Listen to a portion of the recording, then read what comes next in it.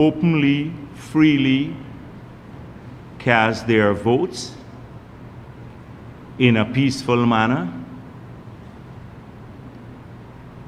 And every international observer group that has witnessed the polls in Guyana have concluded that the elections were peaceful and free and fair. The process, they concluded, was a transparent one. Although cumbersome in the count, but they recognize that that was because of the thoroughness of the process. The count was done openly and observed by the international and local observers, and it was done in the presence of the political agents from all the political parties, the polling agents. The statements of poll were all concluded and signed onto by the presiding officers and the polling agents for all the political parties. Those statements were immediately uploaded to GCOM's website and available to all Guyanese, unlike in the past. This was done all in a matter of hours. The process then continued. Using those statements of poll that were uploaded, the ROs and other GCOM officials, in the presence of all the political parties, tabulated the votes. They declared the results, and these declared results were signed onto by the parties' agents. Those results for all 10 regions are now in the public domain for all Guyanese to see. And we're just, maybe 2 days away from the conclusion of the elections. We didn't have to wait months and months and months to see those. So right now, everyone in Guyana has the declared results by the ROs, which are the official results by these ROs for all 10 regions. The tabulation of those results shows that the PPP Civic won a landslide in the 2025 elections. In 2020, the People's Progressive Party got 50.7% of the votes. The combined opposition got 49.3% of the votes. The difference was less than 1 percentage point. It was 0.3 of a percentage of a percent difference. Just 0.3. In these elections, the PPP, based on the results on the GCOM's page, got 55.32% of the votes. The combined opposition, 44.68% of the votes, a difference of 10.6% from considering in 2020 0.3 of 1%. And now in these elections, a difference between the PPP and the combined opposition of 10.6%. This is a landslide by any standard. A landslide, because that's how you look at it. the margin between the winning party and their others and their combined vote. And so this result is not closed by any standard in the world, and especially considering 2020. In 2020, the difference between the combined opposition and the PPP's vote, if we look at numbers now, not percentage, was 6,390 votes. We got 6,390 votes more than the combined opposition. That is APNU and all the other parties at that time. In these elections, we got 46,513 votes more than the combined opposition. APNU, WIN, and all the three other parties together. 46,513 votes more than them combined. That's a landslide. That's a landslide.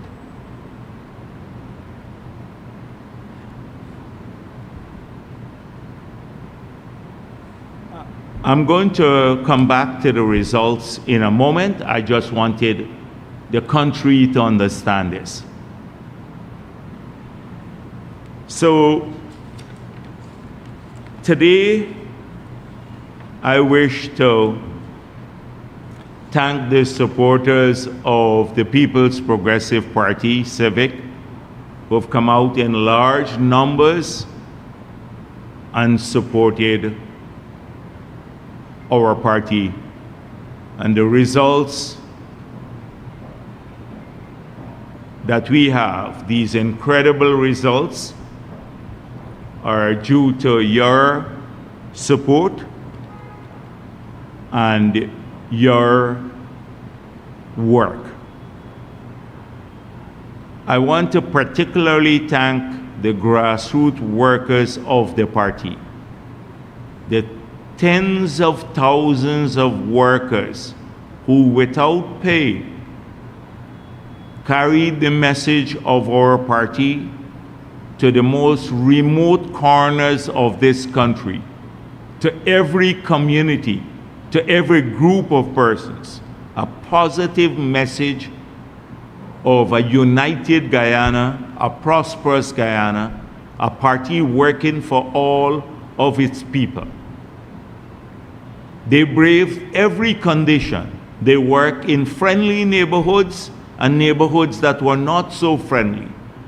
But they were not deterred by any obstacle in their path. They carried that message. You saw them in the red t-shirts across Guyana going everywhere. And I want to, as General Secretary of the party, on behalf of the entire leadership of our party, thank those workers, the grassroots workers of this party. They made the difference in these elections. I want to thank the leaders of our party at every level who were in the field day and night, encouraging people, walking with them, setting up all of the arrangements that are so vital for a party to. I want to also thank those responsible for logistics before the elections, during the elections, and after the elections. Because too often in a country, those people go unnoticed. So outside of the activists who were visibly seen on the streets carrying out the messages, coming to the rallies, the people who came to the rallies, there was an army of people who were working behind the scenes to bring people out to vote on election day, to cook the food to take to the polling agents, Many of them volunteer their vehicles to pick up people all day long. They were there as polling agents of the party. They stayed throughout the whole day. They stayed through the count. They followed the boxes. They ensured that the boxes were escorted safely to different places in the country where they should be. And today I want to also thank them for the work that they did to ensure this massive victory. On behalf of President Ali particularly, I wish to, outside of the People's Progressive Party, but on his behalf personally, I wish to thank all of them. The GCOM conducted these elections with a great deal of efficiency. There were lots of rumors before the elections about GCOM's capability. Every international observer group spoke of the manner in which the elections were conducted, the quality of the staff, the helpfulness of the staff, the professionalism of the GCOM staff, their adherence to procedures to ensure the transparency of the vote. And we saw it, we witnessed it, and we should give appreciation to the leadership of GCOM, to the staff of GCOM, and to the thousands of people that they hired and trained to conduct these elections. The police force and the security forces of Guyana were also out there in major numbers, and they kept our country peaceful. They dealt with any attempt or the minor attempts to disrupt the poll in a very professional way. They were subjected to all sorts of provocations and rumors and lies throughout the course of the day, but their professionalism was very evident. And I want to thank them also for keeping our country safe on election day and allowing the voters of this country to freely and openly cast their ballots. And I urge them to continue to be vigilant against those who may want to be disruptive as we wind down the process, which would soon result in President Ali being sworn in for a second term. There would be an appropriate time, I want to say that to our activists,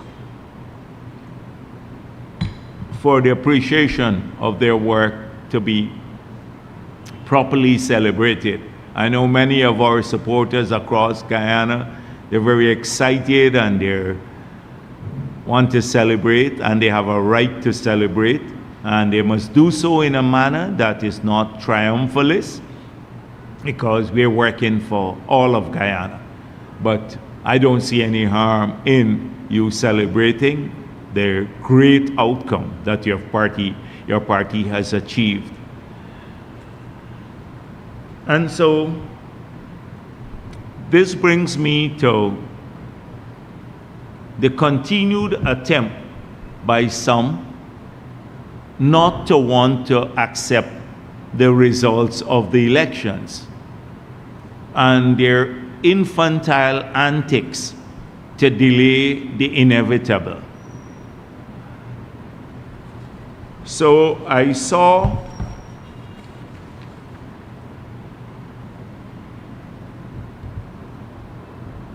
the sheriff thing is collapsing all the time. I saw Mr. Aubrey Norton, who might as well now be maybe a former leader of the opposition. Let's see how it goes. but saying things like, instead of addressing what took place in these elections, and I recall the first interview I gave before the statements of poll had even started coming in great numbers. And I said it will be a long, hard night for APNU, because we knew what the outcome would have been. The signs were there. They refused to accept what was clear, what was evident to every other Guyanese. But like the proverbial ostrich, they stuck their heads in the sand and refused to deal with this situation. So this is what Mr. Norton had to say. We have seen in Region 4 something very implausible, that we'll drop from 120,000 plus votes to 40-something thousand. It never happened in any elections in the world. Well, that's not true. It happened in many elections in the world. But what were the facts around Region 4? What are the facts around Region 4? So, in 2020, APNU got 116,941 votes in Region 4. The People's Progressive Party got 80,920 votes. There was a difference of 36,021 votes between the two parties. They got 36,021 votes more than the PPP. In these elections, it's true that APNU dropped to 41,607 votes. But Win got 41,607 votes, and APNU dropped to 46,956 votes. It's true, but combined they had 88,563 votes. The PPP, on the other hand, increased its vote to 87,536 votes. We increased our votes by 6,000, which is not implausible in an election in Region 4. And they didn't drop from 116,000 to 40-something thousand. They dropped to 88,000 combined, because Win took a significant part of APNU's votes. So this is utter nonsense. And it's a fact that we did not win Region 4. We did not win Region 4 because combined they had about 1,000 votes more than us in Region 4, APNU and Win. And then when you add the small parties, which had about 4,633 votes more. So in Region 4, the combined vote of all the political parties versus the PPP, they had just over 5,000 votes more than us in Region 4. That's the fact. However, it's a significant collapse even when you look at the combined votes. They got 23,685 votes less than in the last elections in Region 4. Even when you add APNU, Win, and all the other parties, they got 26,685 votes, though a lot of those people stayed home or voted PPP in the region. In North Georgetown, we emerge as the largest political party. Now, North Georgetown is made up of Cummins Lodge, Sophia, Kitty, Campbellville, Alberton, Queenstown, Kingston, Central Georgetown. There are 7 constituencies of the 15 in the city that comprise North Georgetown. And we emerge in North Georgetown as the largest political party. When you add APNU and WIN together, they got 3,000 votes more than the PPP. But as a single party, we had the highest number of votes in these areas. We had 13,070 votes, and they had 16,162 votes in North Georgetown. So we emerge as a major player in North Georgetown. In fact, the biggest political party, bigger than WIN and bigger than APNU in North Georgetown. So what Norton was saying, making it seem as though the Region 4 votes were implausible. He never seen this before. It's utter nonsense.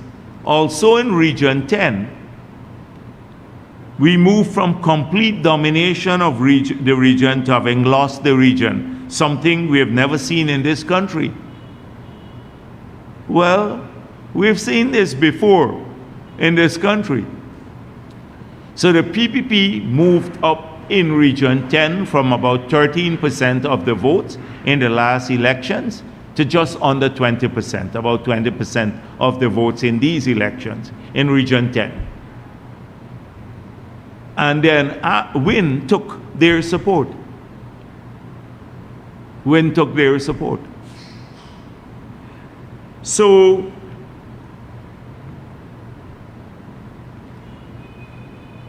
he said, we're going to challenge these results. So they've requested a recount in Region 4, parts of Region 4, that's ongoing now, and parts of Region 5. They've requested recounts. But that's, as we've seen already, that the numbers are not changing in the recount. That because the process was so diligent, or that you're not going to have major changes. Maybe a couple of votes here or there. One was rejected. One was close to the cup and didn't get counted, but should be counted because the voter's intention is clear. That would change. But you're not going to see maybe a swing of more than maybe a few votes in the recount. That's not going to change the results, but it's the delay, the inevitable. And for him to come to the realization that the APNU had a failed political strategy. Failed political strategy. On the other hand, Azruddin Mohammed, so everything was propitious for him. They said this was a 3 months long political party. This was not 3 months. This was several years of working. This was the same man who did an interview with the enabling newspaper Stabrook News and said, people used to call me president from 2020. That I was born to be president of Guyana. Who had been going around for a very, very long time before these 3 months, so misleading people, using his charity to try to build a base or an impression that he is generous and he is charitable. And he launched his party at the right time when there were lots of people who did not want to support APNU again, and they did not want to support the PPP. And they voted for him. He was the only other party that was not related to APNU AFC government, the coalition government, outside of the PPP. So he benefited significantly from that. That was one of the reasons for him taking votes from APNU. But by the next 5 years, because the elections are over, 2030, a lot of those people will have different considerations again. So that's one. Two, that there was a young generation of voters that were first-time voters. That's the internet generation that was living online, and they had this heavy online presence made up of lies through the Team Mohammed and a positive portrayal of Azruddin Mohammed that influenced, particularly across the country. But I'm going to tell you about the PPP supporters in a moment. So he benefited from that too. The young voters, first-time voters, who were internet related and very impressionable, who would not go and dig into the other side of his character, which is a criminal side of his character. The more solid voters, the APNU voters who voted PPP or who stayed home, they were unwilling to give their support back to APNU, but they were not going to give it to a criminal or a criminal entity. And that's a significant number if you look at the turnout in many APNU strongholds. They were not going to give. Those are the thinking voters who said, we're not going to give it to this criminal. He's bad news for our country. And we're not going to give it to APNU. We prefer to stay home. And then a significant part of that base too voted PPP when you look at the results of the elections. So he benefited from that. And then the money that camp doled out. So I saw him, this delusional gentleman, and you know he's very sad now because people think he's very happy. He's very sad because he was delusional. He said, I'm going to be president because I did a survey of 80,000 people and 65% said they're voting for me. I'll be president. You recall that? He actually said that. He started wearing the crown on his clothing. He imported the crown for his vehicles. You have to really seek medical help if you're in that state of mind. And that's why he would issue a statement like this. Imagine he goes, we have arrived at a critical, they gave him a piece of paper to read, and he read it on the air. We have arrived at a critical point in the history of our nation. Within the past few days, we have had numerous and credible reports of grave irregularities in the conduct of these 2025 elections. Reports of statements of poll going missing. I don't know which statement of poll has gone missing. Not a single observer has said this. Not a single political party has said a statement of poll has gone missing, but he said that. Tampering with ballot boxes. Not a single observer, and there are thousands of them in the country, has said anyone attempted to tamper with a ballot box. He then says the PPP government has been purchasing votes. Imagine this camp talking about purchasing votes. The Mohammed camp talking about vote purchasing. When up to the night of their rally in Georgetown, when the people went to collect their money from Doggy, and Doggy said, I'm still on the live here, because they're saying we don't want Compton cook-up. They don't want Compton's cook-up, and when we're going to collect the money. And he talks about vote purchasing. This is, and then he repeats what Norton said.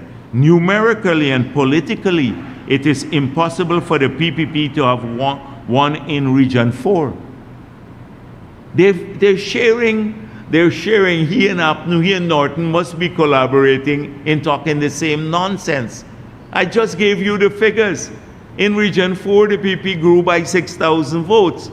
It's not implausible to grow by 6,000 votes, especially since you had about 37,000 new voters on the list in Region 4. APNU and AFC vote combined and collapsed in Region 4 by about 20-something thousand less. So they even had tents set up along the east coast of Demerara. Now, every political party had tents set up to, you've seen it everywhere. There's a standard around the election. This guy is running crazy because, he actually thought in his very limited capability to analyze things that he was going to be president. Only someone who is crazy or delusional would start wearing the crown, the presidential crown, even before the results have come in. And so, although he has made a big dent in APNU's support, he's still not satisfied with it. Because he's saying, out there protesting outside, GCOM now to swear him in as president. You have to be really stupid to be pushing that line now. And that is what we're going to have to deal with. So let me just go back to what was being said before.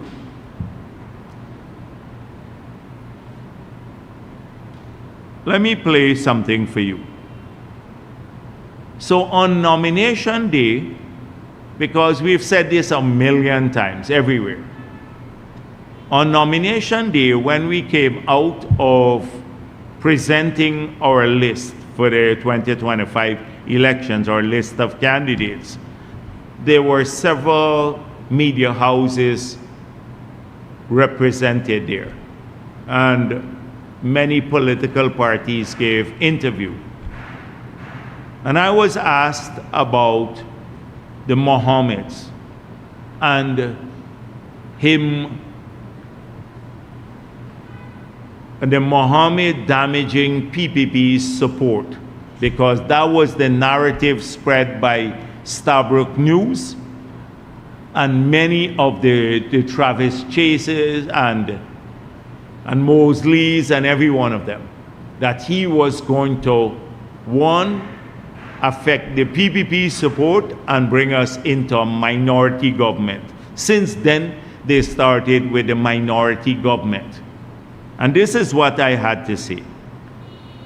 APNU has to worry more about the Mohammeds than the People's Progressive Party. And that's what I said there. APNU had to worry more about the Mohammeds than the People's Progressive Party. It was true. We saw the signs. We knew it. We did our polls. We did our focus groups. We saw where the impact of money and the lies were having the greatest resonance. And we saw it was affecting the APNU support. I'll continue playing this. So I said that it's harming them, it's backfiring them. I said the collaboration will harm them. No, they will not be hung parliament. Yeah, I was asked by Dennis Chabral, what about a hung parliament? And I said then there will be no hung parliament. Two things we spoke of since nomination day and long before nomination day. We said that the quiet collaboration between APNU and WIN and the AFC and WIN will harm APNU disproportionately. We were right. We saw it coming. They should have seen it coming. They persisted with this fallacy that somehow he would dent the PPP support and cause us to be a minority government.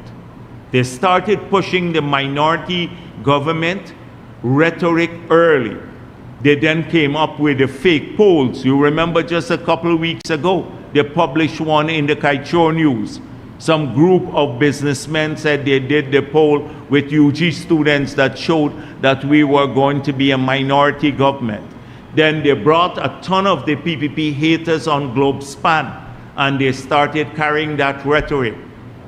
The Nigel Hughes and the others weighed in. All of the trolls on the APNU side weighed in. The Starbuck News was the chief cheerleader of this, elevating the Mohammeds all the time, ignoring all of his criminality, pushing him because they were hoping that he will damage the PPP support and that we will become a minority government. Well, you've seen the results. Landslide, we're now over 10 percentage point difference between the opposition and us, and in 2020 it was less than 1%. And we're now going into the parliament with a stronger parliamentary majority. With a stronger parliamentary majority. And so we recognize all of this. Before, we knew that they were going to collaborate. The media in Guyana, there are elements of the media, and that's why when the EU talks about independent media, I hope they don't mention Starbuck News or Melly Mel, like, because they were meeting with them all the time, and these extremists. And I saw in the EU thing that government officials were harassing the independent media. I don't know where that came from. They mentioned that in the EU report.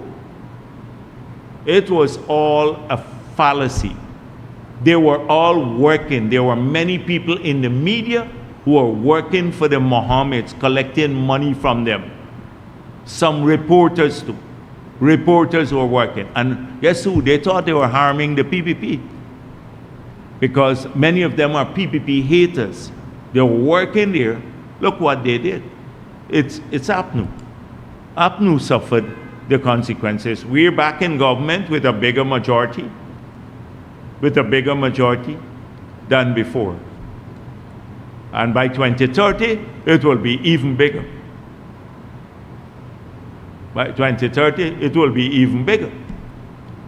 And so it would be interesting to look at the so-called reporters now in the independent media, how they covered up all of the criminalities of the Mohammeds. All of their criminality. They allowed mediocrity to pass off as politics or erudition. They allowed what people should be. No candidate in the world would have had, with this sort of baggage, should have even been, or at least should have been interrogated by the media. They gave him a free pass, thinking that they were harming the PPP. That is the only thing that united all of them, the haters. Even now, every media, every international media outfit has said several things. The EU, even though they spoke about resources, they say this everywhere, the state might be abusing resources. They had the following things to say. For example, Dennis Chabrol asked about voters impersonation. And this is what they said. Vanya, who's the deputy Angulova said. During our observation, we haven't seen any or heard about cases of impersonation of voters during the voting process. Clear. No voters impersonation. Two, Dennis Chabrol asked, what about multiple voting? No multiple voting. The Carter Center made it clear. No evidence of a padded voters list. But we should remove the dead people on the list, they said, through a process, which we have always supported. No evidence of a padded voters list. Everyone concluded, including the EU, that overall the 2025 general and regional elections in Guyana were peaceful, inclusive, and efficiently organized, offering citizens meaningful choices. That was the conclusion from the EU report. This is what observer groups have to do. They come here to see if the elections were free and fair. They all concluded elections were free and fair. And guess what? The still enabling group, the enabling class from who enabled Mohammed, complicit with him, are back at it again. So, if you look at the statement by the GHRA signed on to by APA and the TUC and everyone, they now said that, that the Bangladeshis were here in large numbers and no observer group must do their report without speaking about these Bangladeshis. They're trying to get in an observer group report that foreigners voted in our elections. The people just dismiss them because they see through who these people are. They now come out, oh, the Bangladeshis voted here.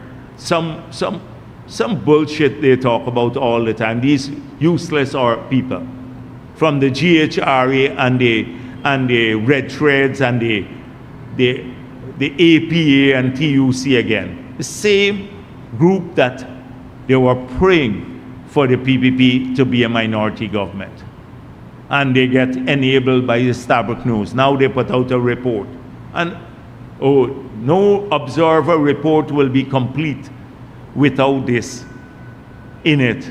They're telling what the observers must say. And when asked about it, Jason Carter made it clear. Since 1966 Constitution, Commonwealth citizens can vote in Guyana. Since the 1966 Constitution, that never got changed. Since 1966 it was there. In the 1980 Constitution it was there, and with all the constitutional changes. And how come they don't complain about anyone else, Trinidadians who are here, who also can vote after a year in Guyana, because that's part of our constitution, or Jamaicans, or anyone else, or Nigerians who voted in large numbers in the last elections, who are here as Commonwealth citizens, or Ghanaians. How come it's only Bangladeshi? It's racist also, making it look, oh, they voted for PPP. What if Mohammed paid them to vote? So it's pure nonsense. This is what they will come up with, these sour, hostile people who enabled the Mohammeds. It was a collective effort. This was not a 3-month-long political party. Started a long time ago to save him from accountability. Well, no parliamentarian has immunity, and that is what I think he's worried about. President has immunity. That's why he wants to be sworn in now as president. He's protesting out there to be sworn in as president. He was wearing the crown. He imported the crown to put on his vehicle. He's hoping for immunity. No parliamentarian has immunity from fraud and electoral, and not electoral, but criminal behavior. So that doesn't give him what he wanted. This is it. And APNU just needs to really start. Norton, this is the guy who says he taught political science at the university. He was teaching political science and he didn't understand the first basic thing is to make sure that you don't enable someone to cannibalize your support through a series of lies. All of the APNU trolls who were cussing the PPP, APNU got them to support the Mohammeds because they were thinking that they were supporting a movement to bring us with a reduced majority in Parliament into a minority government. So those were the people who had access to your base, the same trolls and the influencers who were supporting the Mohammeds, some of them were paid by the Mohammeds, and then he said, please support him because he's going to help the PPP, bring down the PPP. Well, you have the results here today. You'd have many sleepless nights to take Burnham's party and reduce it to what it is today. The APNU. This is what Norton has done with his leadership. And he keeps saying, he's collaborating with them now in the opposition. I saw a couple of days he's having discussion with the other parties in the opposition. I don't know what discussion about. You just need to focus on getting back your supporters. And you need a long hours and days of introspection. We warned them publicly. We did. You heard it. You heard it for yourself. I played it for you. We said it over and over. I said it many times here because we saw what was happening. Anybody with a modicum of sense would have seen this happening. We said to many of them, you'll be replaced as opposition. We said that to the APNU people. Oh, they said, oh, you're all afraid. You're afraid. Well, here are the results. We've been watching this carefully. So, as I said before, thank you to everyone who supported the PPP. We'll continue to work for all of Ghana. The PPP won these elections with a landslide. Don't listen to these naysayers. All of them are trying to diminish the PPP's victory. Oh, we want a recount here. Somebody didn't smile at me nicely in the polling place. Somebody took away my crown from my suit or something like that I was wearing there. You're going to hear all sorts of stupid things like we heard before. But the results are clear, and this time the SOPs are in the hands of every Guyanese. You all have, every Ghanaian. We don't have to get a torchlight to look for the SOPs any longer. We don't have to do that anymore in this country. Every single Guyanese now has access to those SOPs that are signed on to by all the political parties that witness the count in every polling place in this country. So that's how transparent this system is. So they're going to try to diminish our victory. Fact of the matter is the PPP has won these elections with a landslide and has gone now into Parliament with an increased majority. President Irfanali will be the president for the next 5 years. Thank you. Yes, please.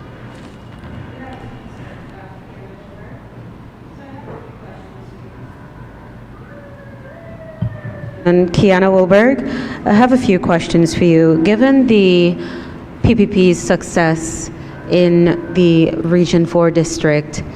What aspect of your political strategy do you think resonated well with the 7,000 extra voters that you secured to gain the edge in this particular district? So let me tell you, in many parts of the country, there are many Afro-Ghanese who came out and supported the PPP, as you can see from the results.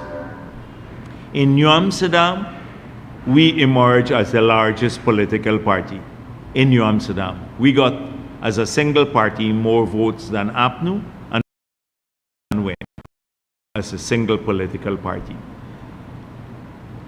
In many areas in Region 5, we emerged with a greater margin in Region 5 than we had in 2020.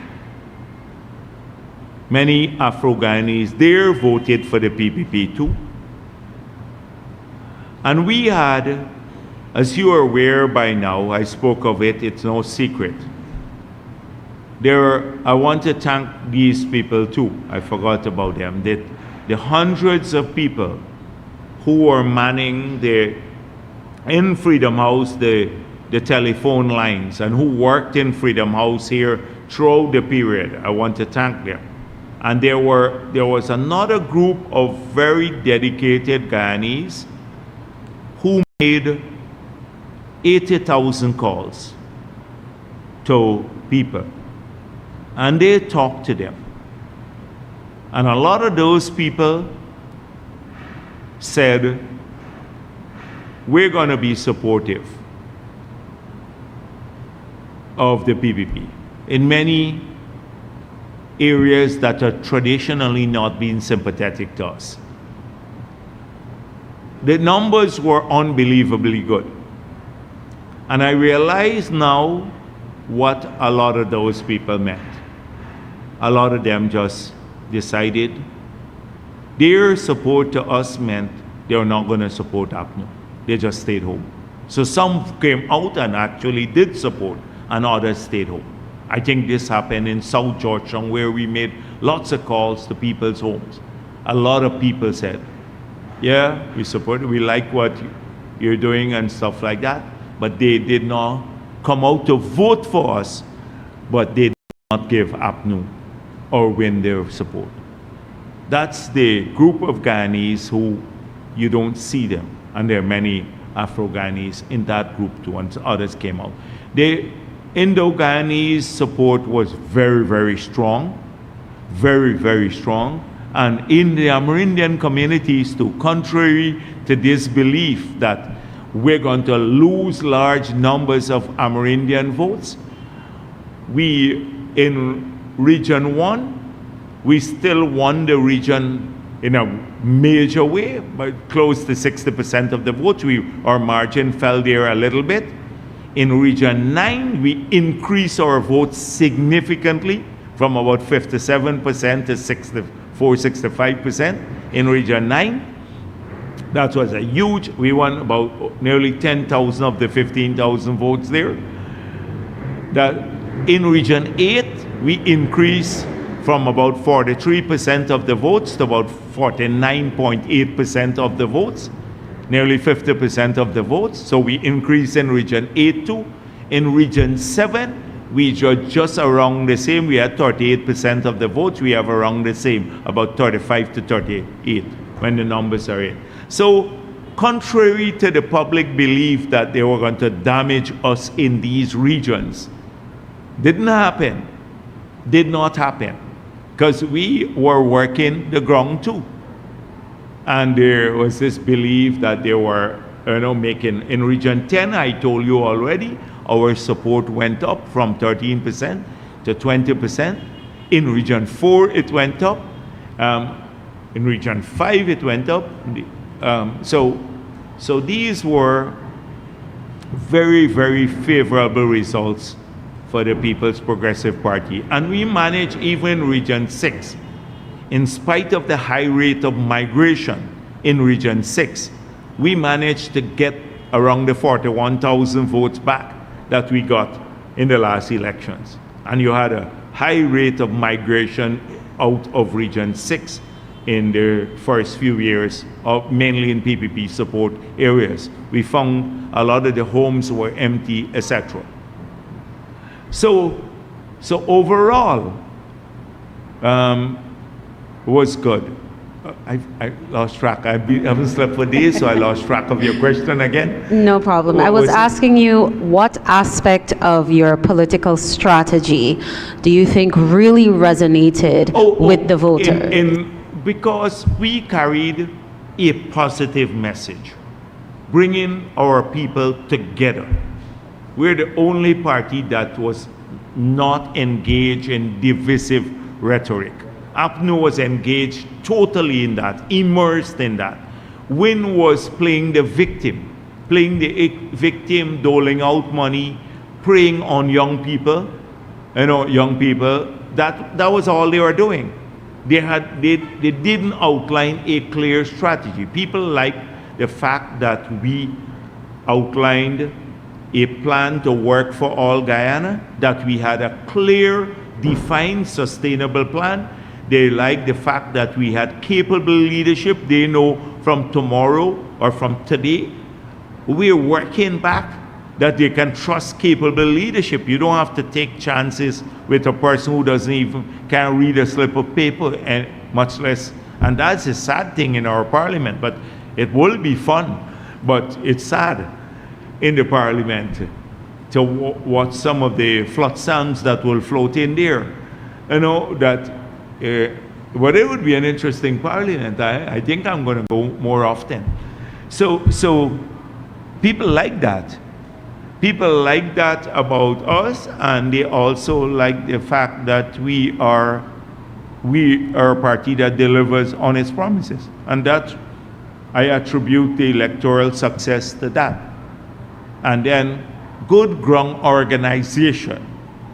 A political party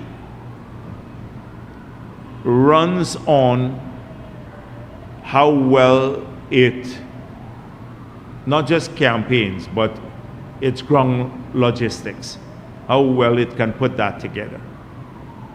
And we had, as I said before, thousands of ordinary people contributing to the campaign, from making calls, taking calls, preparing the documents, preparing food, walking around, sharing the flyers, all of that sort of thing. We were a cohesive, happy unit. People saw that in our faces when we campaigned. We're not sour like some of the other parties. Second question. One of the things that I believe has surprised many citizens, observers, it has to do with the extent to which the APNU, the PNC-led APNU, was hammered in the elections. Some people expected that it would have returned as the main opposition at the very least, but the extent to which they've been battered has been eye-opening. I want to hear from you if you believe that this is perhaps the PNC's worst performance in its history, one. Two, do you think that they can make a comeback from this, maybe by 2030? And thirdly, based on the electorate's response to AFC, they wouldn't have any presence in Parliament anymore. Your thoughts on their perceived fall from grace? The AFC, we said it before, they lost their way a long time back. And I don't want today to be too harsh on them. And the PNC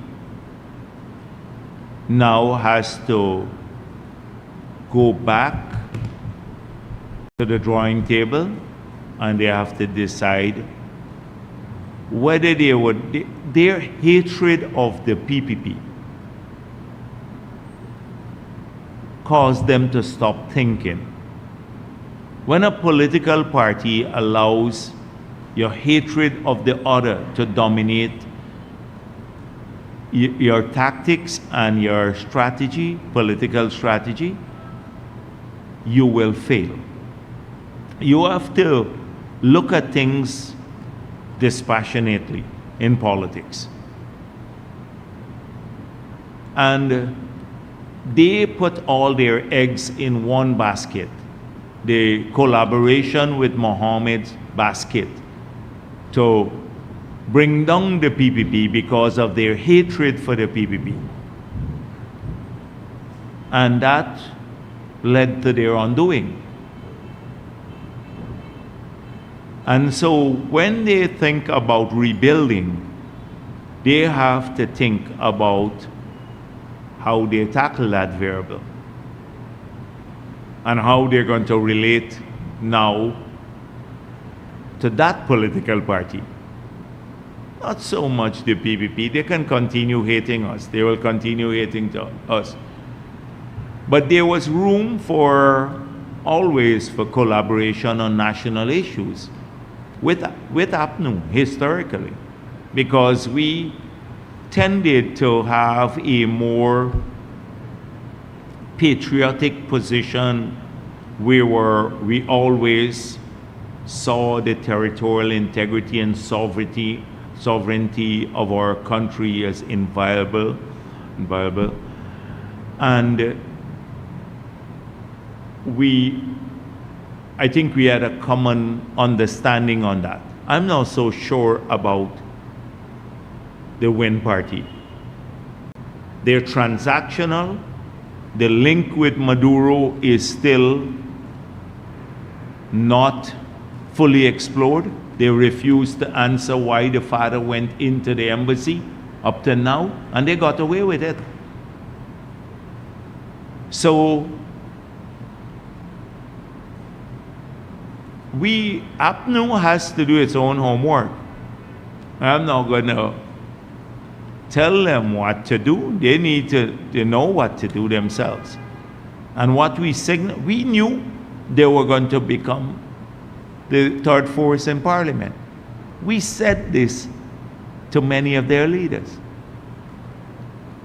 Because, in the banter and everything else, and actually, we have records of people texting them saying, you will be. And so we saw it coming. We saw it coming, what took place.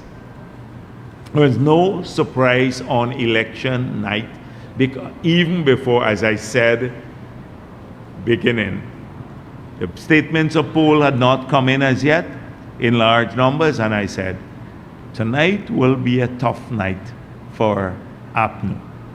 And it was a tough night for them. We saw this happening entirely. It didn't catch us by surprise.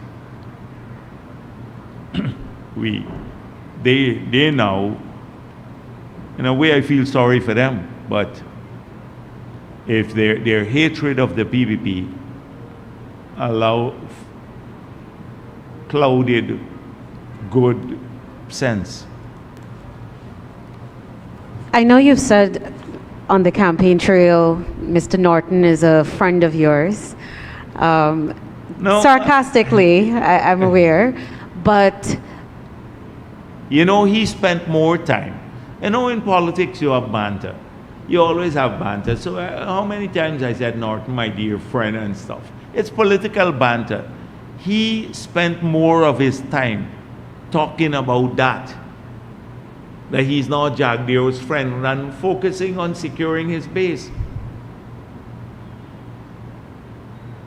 So my question, I know you've said, two final questions for me. I know you've said on the campaign trail sarcastically that Mr. Norton is your friend, but within the political landscape, when you observe the results, the trashing, if you want to call it that, do you feel sympathetic at all for I just said it's a sad day for the PNC. It's a very sad day for the PNC. And I'm sure that the people who came to the PPP must now be saying, thank God all of the people who were vilified, because they're now with a party that has won an increased majority in the parliament and that will be in office for the next 5 years, and a party that is bringing Guyana together, that will work for all Guyanese. Has the PPP wrapped its mind yet around now engaging the WIN party as the main opposition force on national issues? And how do you perceive that changing the dynamics of the parliamentary discourse? That's one. Two, and now you have a main opposition sitting at the helm is a U.S. sanctioned businessman who's facing several charges. Is the party concerned about what that will do to the parliamentary landscape? Do you see any implications? So one thing is clear, is that Parliament will be very interesting. And we are a seasoned political party. We will address when the Parliament is put together and we see the configuration of the Parliament, we will decide on our strategy at that time. Right now, President Ali has to be sworn in, and Parliament will be convened sometime in the future, and we'll address that matter at that time. But the point that I made before still stands, that if any individual feels that a parliamentary position will cause them to avoid accountability for criminal acts, then that parliamentarian is suffering from a severe case of delusion. First of all, our parliament doesn't offer, as I said before, immunity to parliamentarians from criminal acts.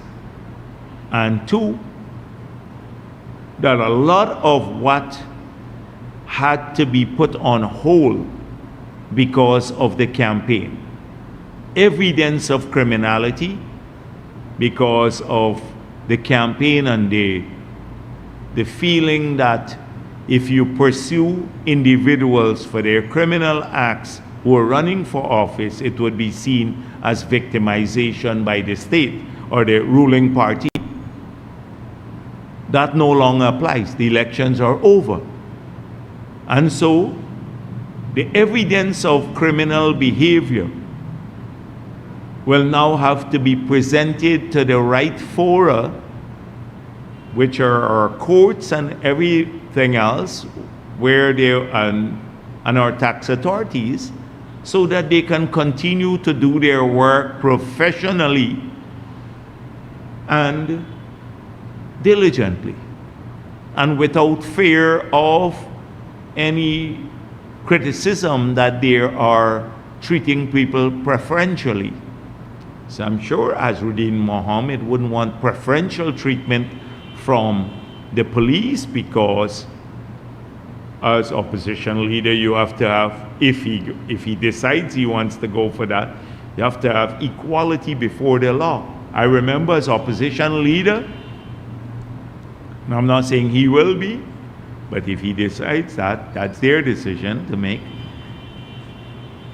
Soku came to my office.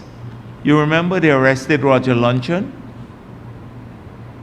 Doesn't mean that you remember in my office, I had to go to Soku as opposition leader to face some frivolous thing that APNU had come up with. They didn't even add anything to ask me much when I went in there. So I'm hoping he's not looking for preferential treatment, because nobody should have preferential treatment before the law. So, but those are early days. These are early days, yet. These are early days. there will be in the future many things that we'd have to get back to. Dr. Jagdeo, Michael Rodriguez for Daybreak News.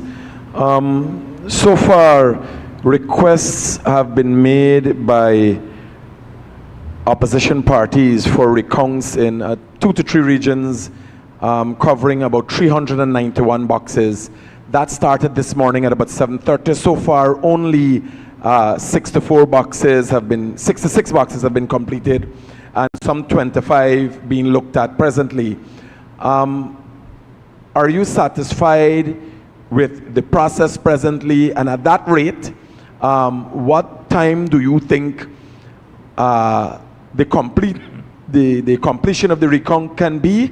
And at what time can Guyanese expect the much needed swearing in of, and much expected swearing in of Mohamed Irfan Ali, after which the celebrations will commence?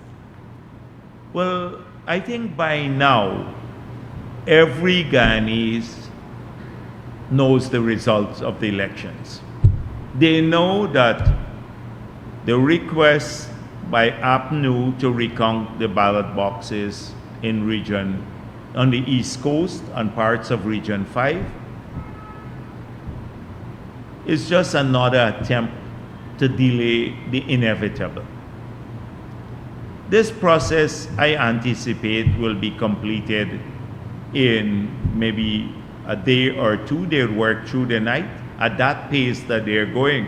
They started this morning.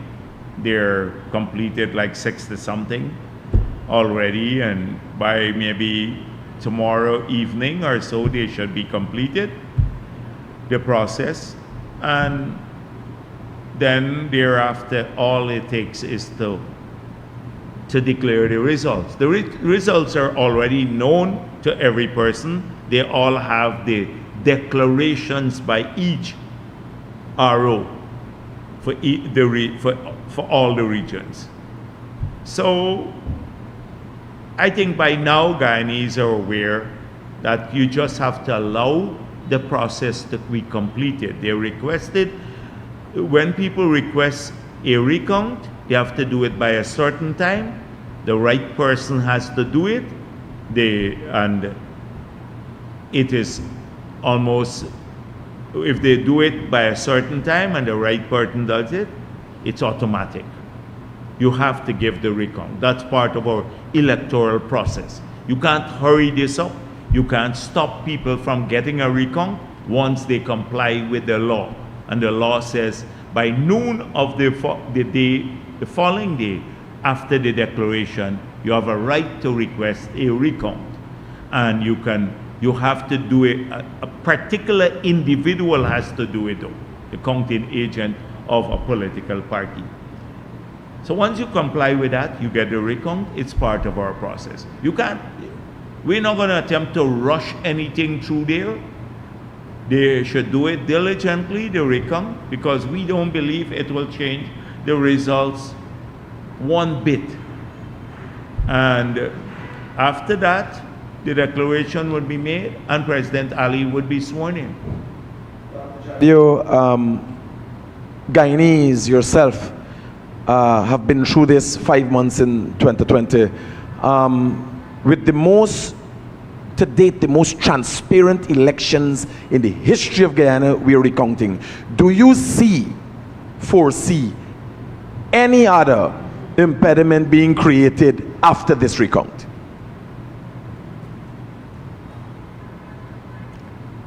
The thing is that, okay, after the recount,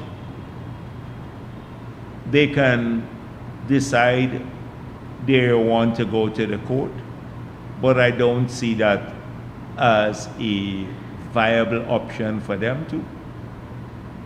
It's not like 2020 when we had the injunction to stop Mingo from declaring the results, because the process is being followed now. We got that injunction because Mingo was not following the law. The law said that you had to use the SOPs as the basis on which to do the tabulation. He was using a spreadsheet. In these elections, the SOPs are known to every Guyanese. They were used to do the tabulation and the final declaration at the regional level. So the law has been followed fully. The law as it relates to recount is being followed fully. So when you go to the court, what are you going to say?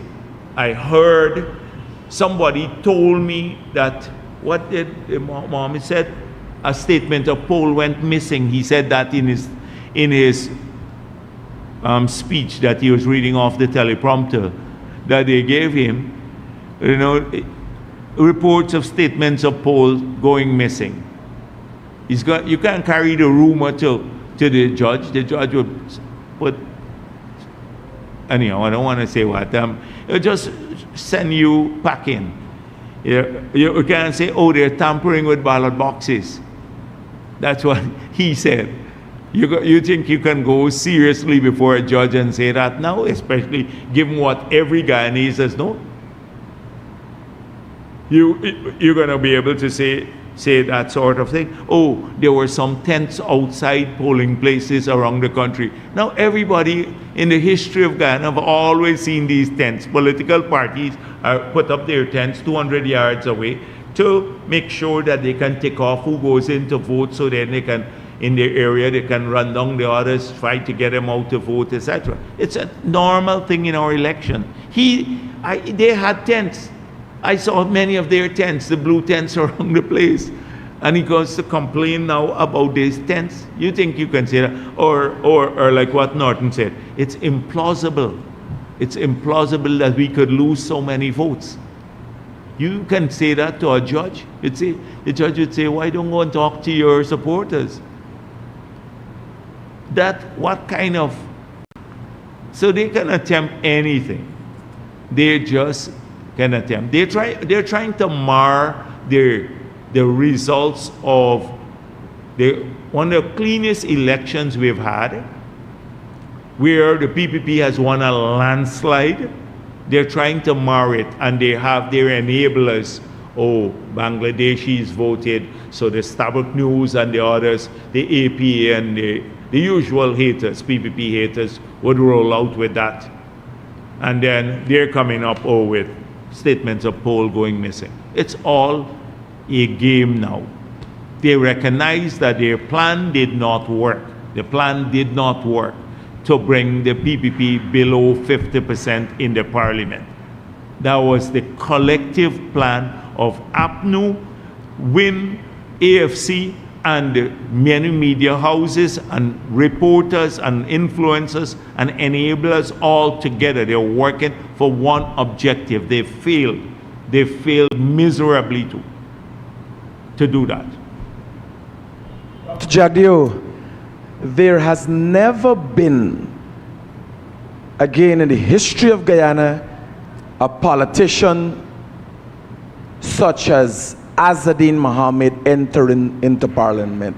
And let me give you a breakdown of this. No matter what has happened as it relates to politicians who entered into parliament, there were unrest in this country, there were prison breaks in this country, there were murders of politicians in this country, and yet there was never a day in this history of this country in politics that politicians have been accused of being murderers, has ever been sanctioned. Given who Azadine Mohammed is, are you worried as it relates to his ability to create unrest, his criminal background?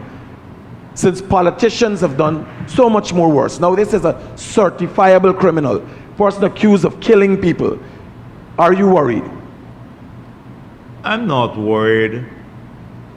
As I said before, we've had to deal with situations that were very different and much more volatile and much more dangerous for our country. And we're not going to allow anyone to disrupt the lives of our people. You have tens of thousands of people out there, in fact hundreds of thousands of people who have to go out now every day to earn a living. They need a peaceful Guyana to have that happen. Need to take their children to school. They want a peaceful Guyana. They want to make sure that they can go out and enjoy leisure activity peacefully, safely, and we're taking that responsibility as a government seriously. Everybody wants free and fair elections. They want the rules of the game to be clear. The rules of the game were clear. People had a fair chance to contest. The results are known. Whether they supported the PPP or APNU or wherever else, they want to continue their lives. The people have spoken.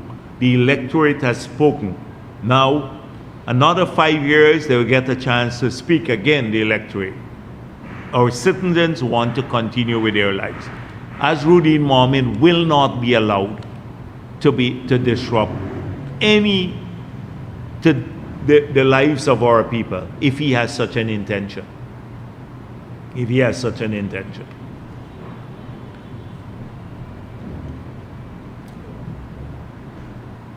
Joe Bryan, NCN News. Now that the PPP has claimed a historic victory in Region 4, what can persons in this region expect in terms of development at the local level? I didn't claim a historic victory. No, the PPP. Oh, no, we have not claimed. I just gave you the numbers. I just gave you the numbers here. We did not.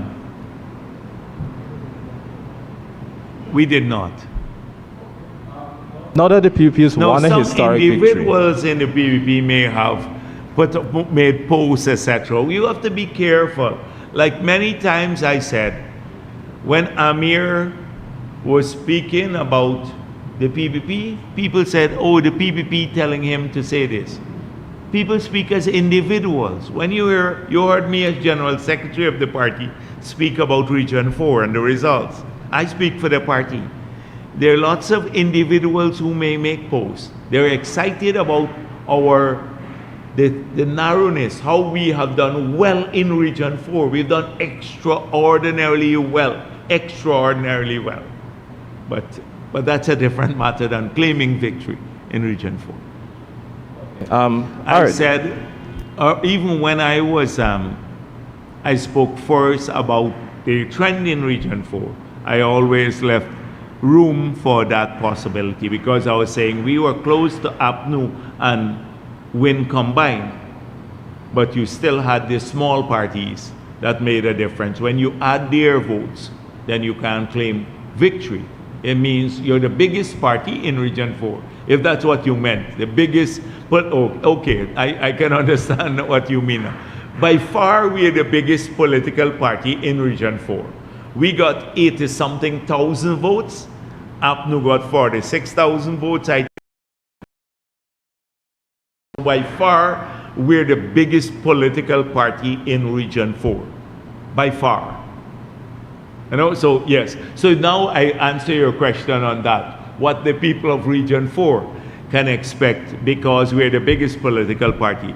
Well, we're the biggest political party in the country too.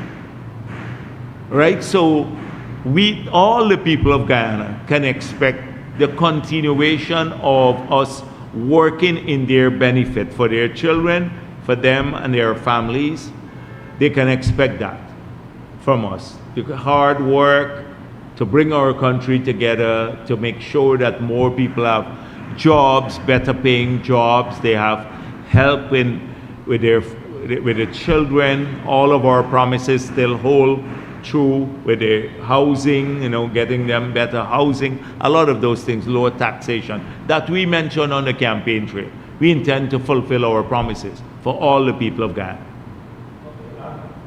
Some of the administration's priorities after swearing in, immediate priorities. To work. You see, they changed at the backdrop. I had the backdrop, all those promises that we made. But yes, those are the things. See our manifesto. Those are our priorities to get them going. Everything we have to start planning. For example, we promised a development bank. So we have to start from scratch now to now put together this development bank. We have to put the money in the bank. We'd said about 200 million US dollars. You'd have to raise the money, put it in the bank. We then have to establish the procedures to access the zero interest rate loans for small business. So that requires work. You have to start from tomorrow to start getting that work done.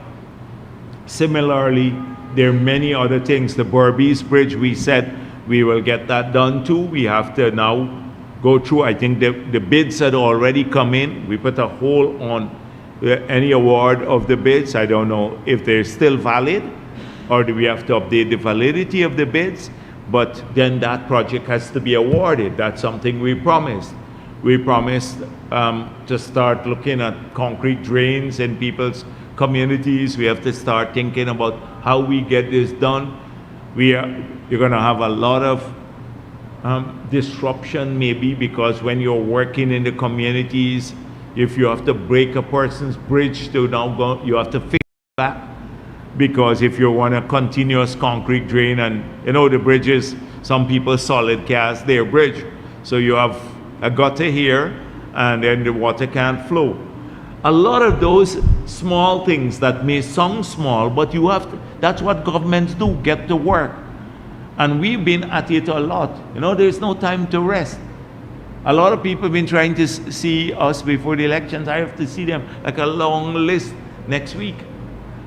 That kind of thing. We're not gonna stop working.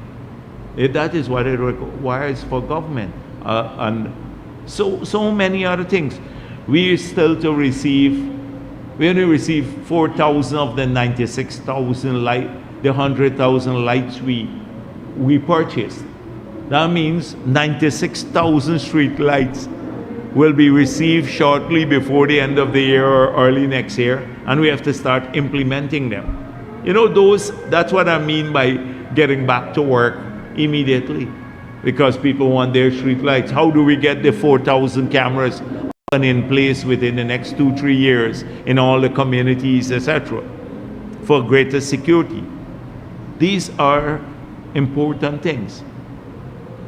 Circling back to the observers, one of their preliminary recommendations had been setting up independent fact-checking mechanism to combat disinformation and so on.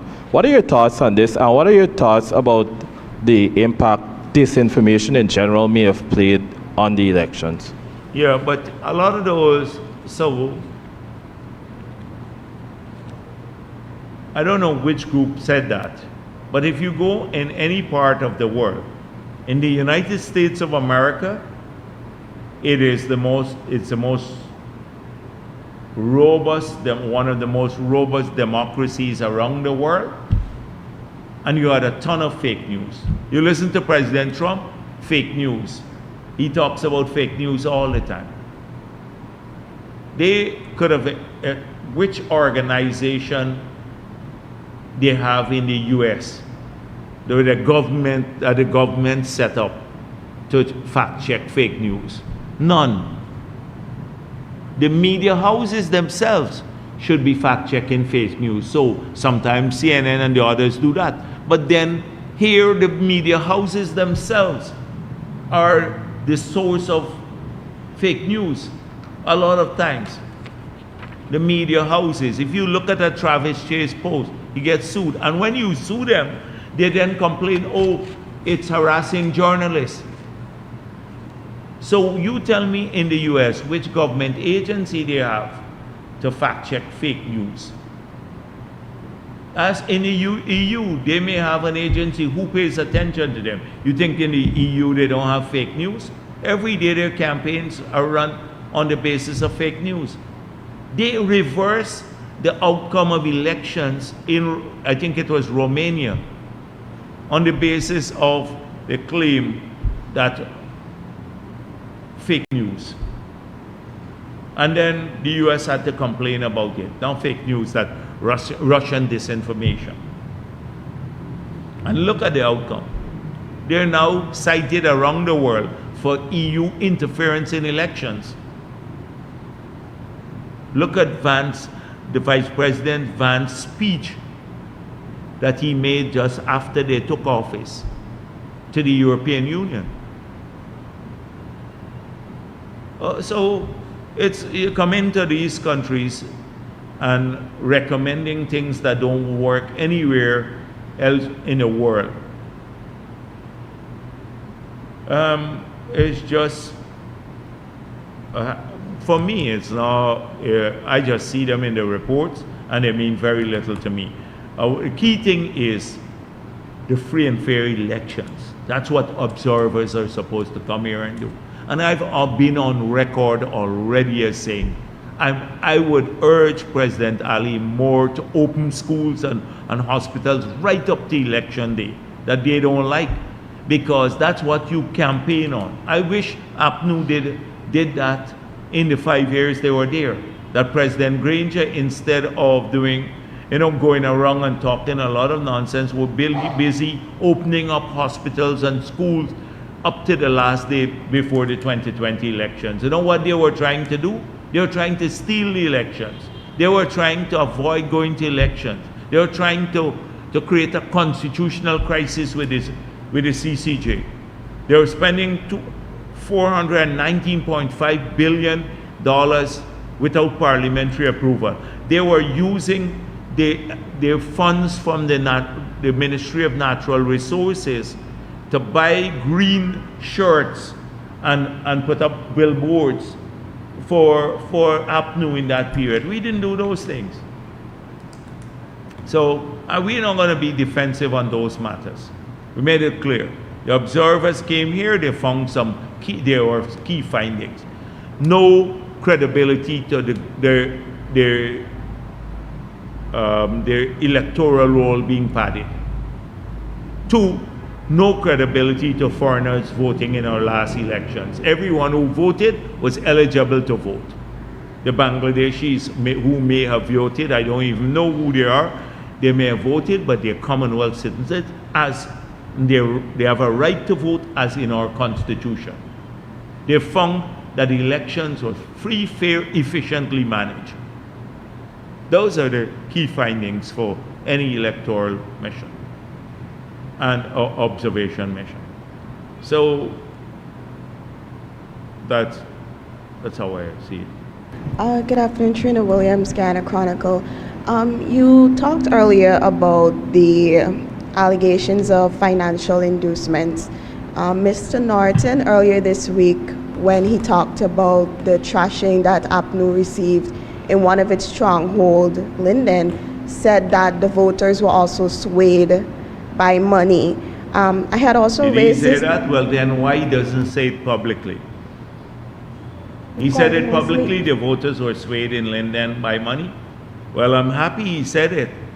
So they should ask him, who paid the money? Because it couldn't be People's Progressive Party. Because our votes grew from 13% to 19-20%.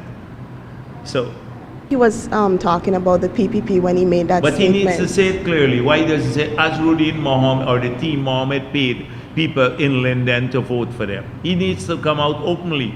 This is the issue, that they're unwilling to criticize him forcefully with all the wrongdoings and the criminal behavior, because it's either one of two things, that he was funding these political parties through illicit money, or 2, they don't have I was going to say something else, but they don't have that to call him out.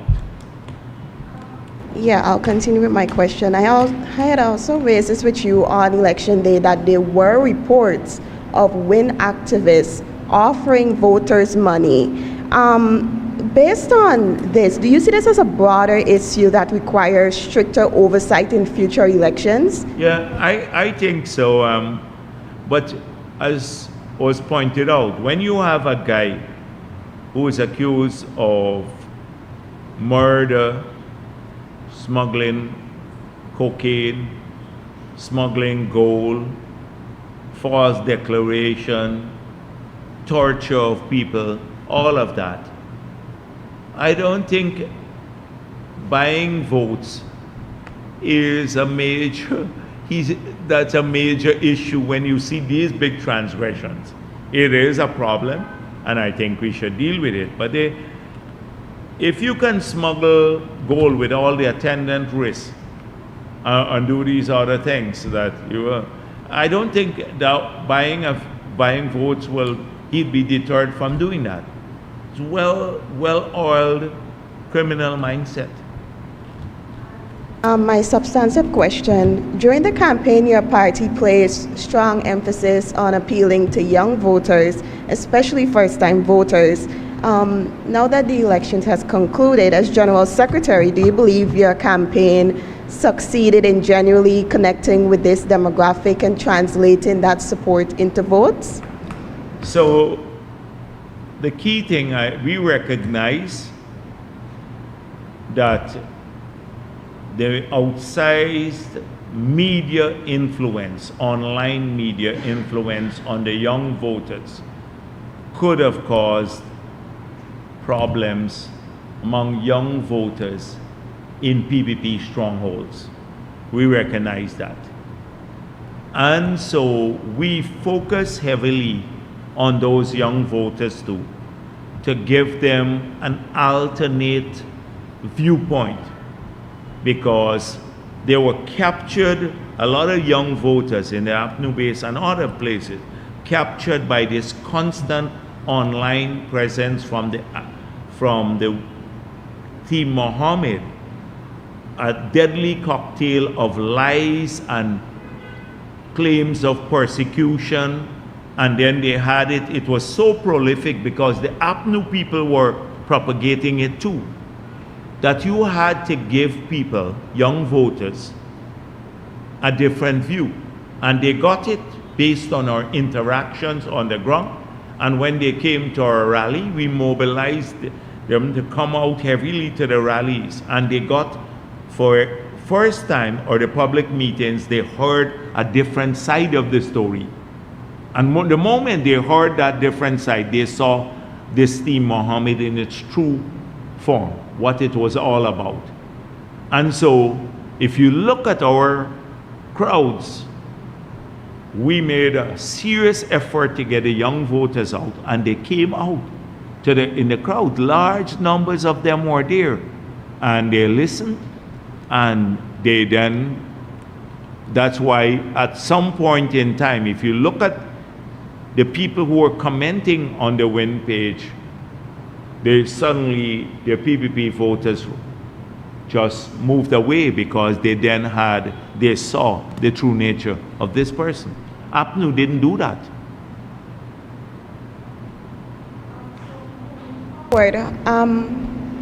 How does your party plan to continue engaging young people, especially in the faces, what you just mentioned, these social media optics and lies? So you have to use social media, but we're trying to get the young person to focus on their own lives and to develop an awareness of this situation where they would be bombarded by a ton of information, and they have to navigate choices. And you do that by education, more education. So we made it clear, unlimited number of scholarships. We made it clear we want to give people more skills. So if you educate the young voter, if you get them caught up in a virtuous cycle now of education, good paying job, getting a house lot, building a home, starting a family, buying a vehicle, recreation in their communities, good citizen through the civic education. That is, they would have getting the churches and the temples and the mosques to work with them, creating a new value system. Then our young people could have productive lives. That's the virtuous circle that we're trying to create and suck people into. APNU is not doing that. They're trying to take you into a vicious circle of racism and, oh, you're victims. And when they're saying basically, be short term, collect 100,000 or 50,000, collect a slasher, and then vote for me. Nothing beyond that. There's, you know how many people they paid in a lot of the Amerindian communities elsewhere? They gave them large sums of money to influence others, just handed money to them. Up to 2 days ago, a man said to me, one of the guys collected $5 million for them for his community. I don't know if he paid out all, but he went around giving money to people like $10,000 each and stuff. And those people will have the most to lose, because after the 10,000 goes, you know, just assuming he had won. He didn't win, so, but just assume they would have had the most to lose. So thank you very much. Thank you for being here.